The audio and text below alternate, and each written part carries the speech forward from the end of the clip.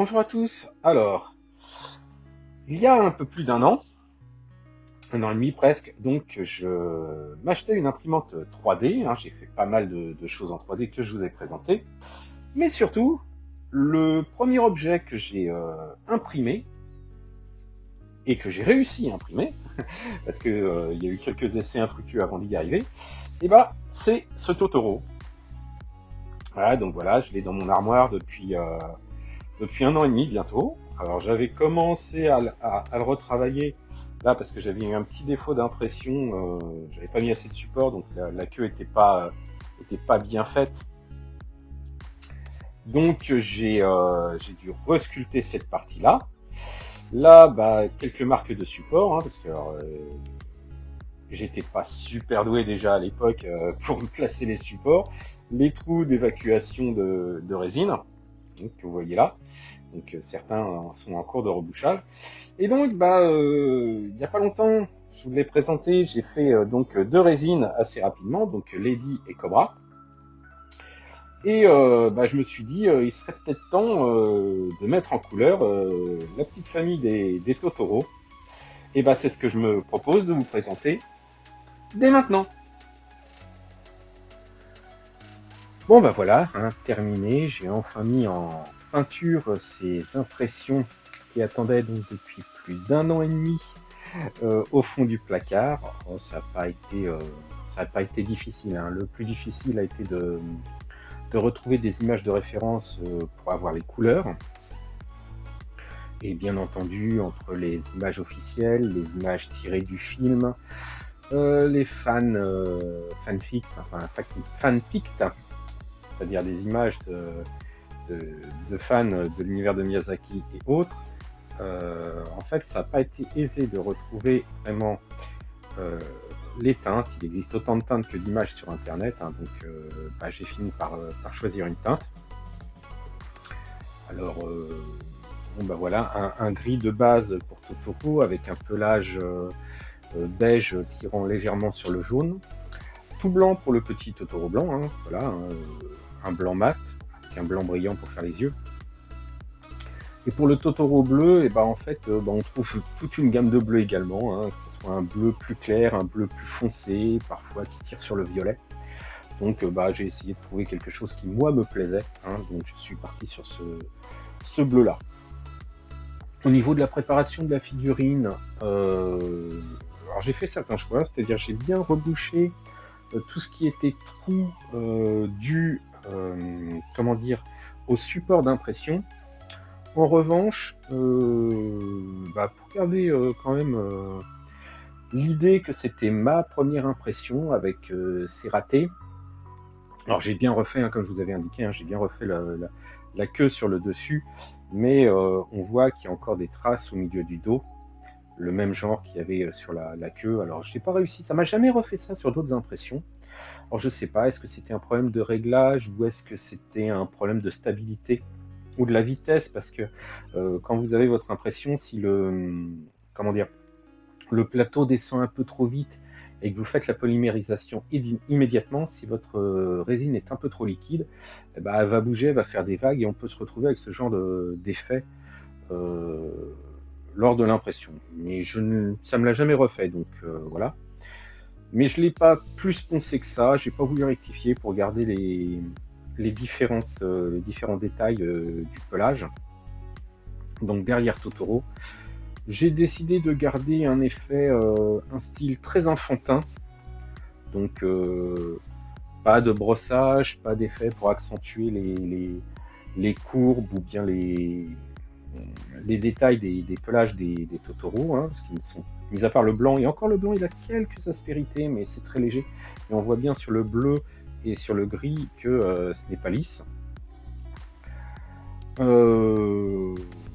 Pas grand chose à dire de plus. Si j'ai décidé de faire un socle. Alors c'est un socle que j'ai trouvé sur internet, donc pareil, que j'ai imprimé, mais qui était mal conçu au début, puisqu'à l'impression je me suis retrouvé avec un effet de feuilletage, puisque le bas du socle lui était bien rigide, bien fait, et tout ce qui était texture du sol avec l'espèce de souche qui est ici, parce que l'idée était vraiment de surélever le petit Totoro blanc Donc je voulais vraiment une souche ou un morceau de bois. Et je voulais pas me lancer à trouver un morceau de bois. Enfin bon, voilà. Donc je suis parti sur l'impression 3D. Et ben on aurait dit que cet élément était posé par-dessus l'autre. Voilà, je fais des gestes, mais si je me mets les mains devant, vous verrez plus rien. Et donc, lorsque j'ai imprimé, je me suis retrouvé avec un effet de feuilletage qui s'est décollé. J'ai refait le fichier, et puis honnêtement, j'ai eu la flemme de le réimprimer.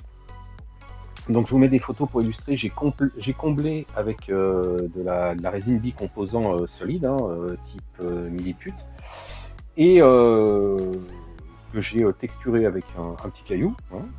Ensuite, j'ai appliqué une base marron avec un jus sombre pour le côté sur lequel j'allais floquer ensuite l'herbe. Et derrière, j'ai fait un brossage à sec gris sur l'espèce de souche qui est racine. Alors, Totoro n'est pas collé, je vous expliquerai après pourquoi. Mais les deux autres, eux, sont collés. Donc voilà pour avoir un peu le résultat de ce que j'ai fait. Espérons que ça passe bien. Donc voilà un petit brossage à sec gris, et puis ensuite un marron clair.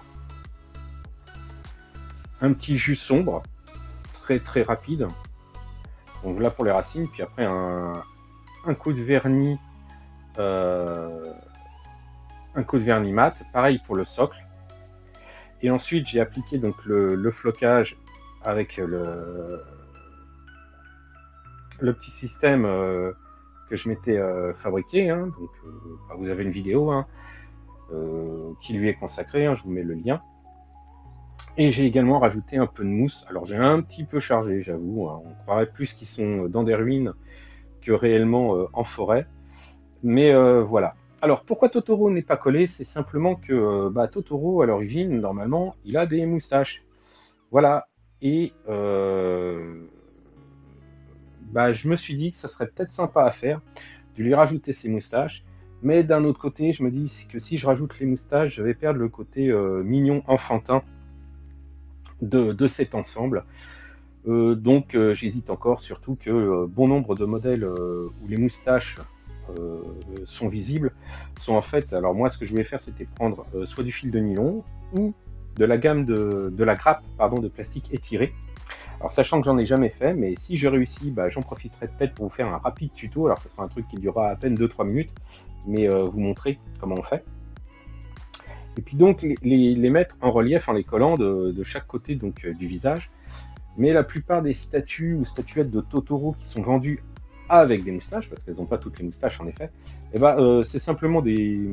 Alors plutôt qu'elles soient posées vraiment en sortie, hein, c'est-à-dire on les pose perpendiculaires, on les colle, puis elles sont vraiment en volume, elles sont juste collées, mais sur la figurine, collées directement dessus, vraiment, et au rendu, on dirait presque qu'il n'y a que des traits noirs sur la statue. Alors si je trouve des photos pour illustrer mes propos, je les mettrai. Sinon voilà, donc un montage très rapide, enfin un montage, que de la peinture, parce qu'après, à part l'impression, il n'y a rien du tout, la préparation de la figurine. Donc un travail de peinture très sympa, franchement, ça me change un petit peu de tout ce que je fais, avec des effets et des masquages de dingue. Et puis un petit rendu très sympa, très mignon, qui fait son effet. Voilà, alors j'espère que cette petite présentation rapide vous a plu. Hein, c'est pas un kit en plastique injecté, c'est pas non plus une résine avec beaucoup d'effets ou beaucoup de montage comme il m'est arrivé de faire. Mais voilà, c'est un petit kit détente, un petit travail détente sympa entre deux kits un peu plus compliqués. Si vous voulez suivre l'ensemble de mes travaux ou réalisations, la page Facebook Setgeek Factory est faite pour ça. Si vous souhaitez me laisser un message, des conseils, des encouragements ou pourquoi pas des critiques, donc c'est constructif. La section commentaires est là pour ça. N'hésitez pas à liker la vidéo, n'hésitez pas à partager.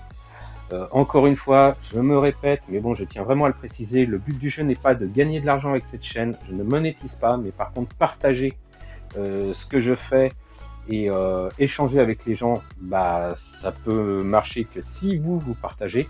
Abonnez-vous aussi. Je regarde les stats de temps en temps quand même et je vois que beaucoup de personnes qui regardent mes vidéos ne sont pas abonnées. L'abonnement, ça fait remonter les vidéos, donc ça la rend plus visible, donc je partage encore plus, toujours cette histoire de partage, cette notion de partage et de communication qui est très importante pour moi. En attendant, prenez soin de vous et je vous dis à très bientôt pour d'autres impressions 3D ou pourquoi pas carrément un kit. Ciao!